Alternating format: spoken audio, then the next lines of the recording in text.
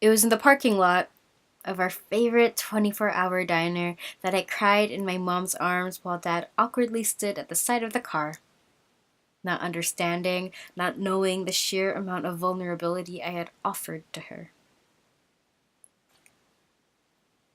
To continue, I need you to understand that I've had my eating disorder for 5 years now, and crying that night did not make the blow any less softer for us. The following days we were shouting at each other, mouths foaming angrily at the curls, threats to kick me out for my lack of effort in living.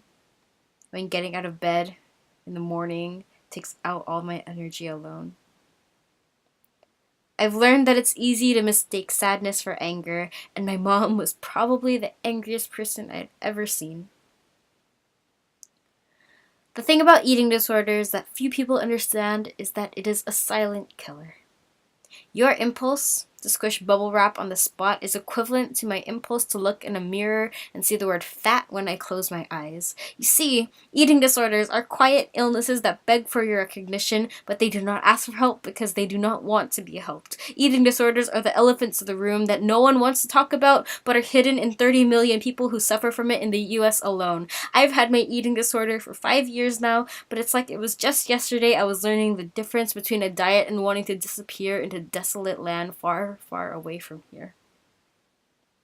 Mom, I need you to understand that none of this is what I wanted, and none is for you to take the bullet for. I try not to bring up my eating disorder much anymore, or any of my illnesses for that matter.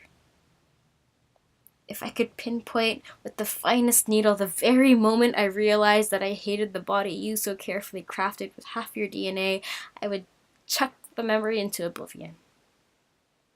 I would navigate it like a Rubik's Cube, figuring out each twist and turn to solve the mystery that is my illness, something I know you wish I didn't have. Even when you say you wish for my happiness, I know at the back of your mind you're really wishing that I never became like this. The night I told you about how unhappy I've become after a year of pressing my self-destruct button every night, I hope you know how much that meant to me. Because there's nothing easy about telling the woman who gave you life that you no longer wish to have it anymore. There's nothing easy about pressing the blade down, looking at the innumerable pills on the counter, and sitting in suffocating silence every night, knowing she'd be the one to find me. Even if you can't understand why I put myself through the same pain twice, even if I can understand why this is your way of loving me that no one else will ever see.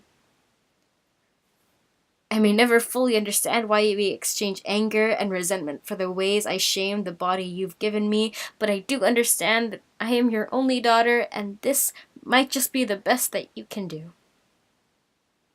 I'm learning to delete the search entries that ask how to kill myself without making my mother sad. Mom, because you're hearing this tonight, I want to say thank you for sitting through the hardest poem I've ever had to write. And I ask you not to try any harder than you are now, but to do exactly what you've been doing all this time. Because I know you gave up everything you knew just to raise me and give me the best life possible.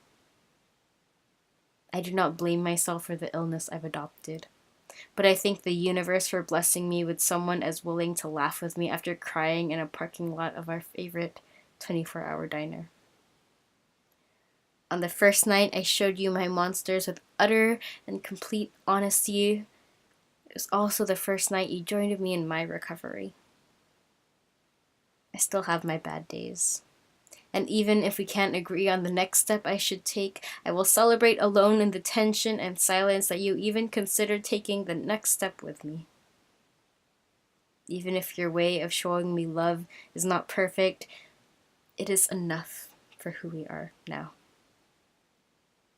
And I acknowledge that it might be the best that you can do at this exact moment.